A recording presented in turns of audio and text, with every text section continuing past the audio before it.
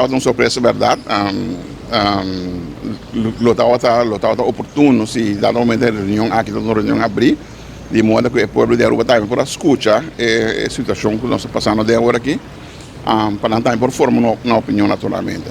Nossa base está fazendo uma campanha de informação abrir para o Bonaire e Sabe Station, para nós que também abrir para Aruba, Corsol e San Martin. Passou a todo o pueblo de 6 islamistas que está passando em Angola conosco e com o Holanda também está tratando com o Islam.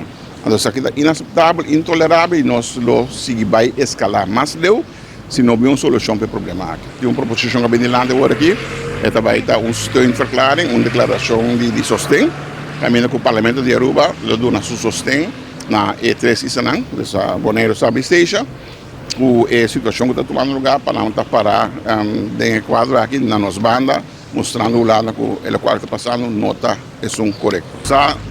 Não canta lá para nada, a mim também sempre. Pero mirar o processo, a maneira que encaminhar o processo acaba, está lá na visa de uma fase hope avançar. Então vai tomar hope esforço, então vontade de turbanda, em caso que vontade de Holanda também, para mirar com fazer uma adaptação, a fase para a proposição aqui.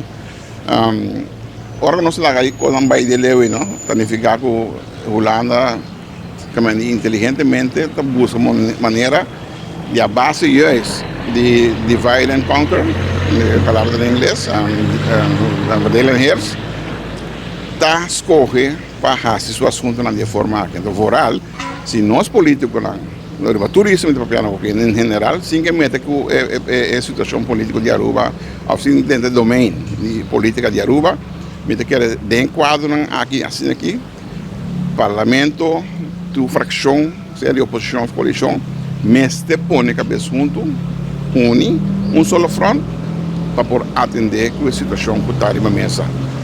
Não somente agora aqui, mas toda hora mesmo. Agora está algo assim que vamos elevar arriba a nível de político para poder atender. Se não, não está claro. O Lana está passando por nós, nós está constantemente de disputa com o outro. Então, o Lana está aproveitando essa situação aí para seguir a atender com nós, de forma a atender com nós. O Lana me se comunica com nós também, está parte do reino, então se trata de nosso respeito mútuo, com dignidade, e me se respeitar com nós também, e nos direitos de autodeterminação que tu vai.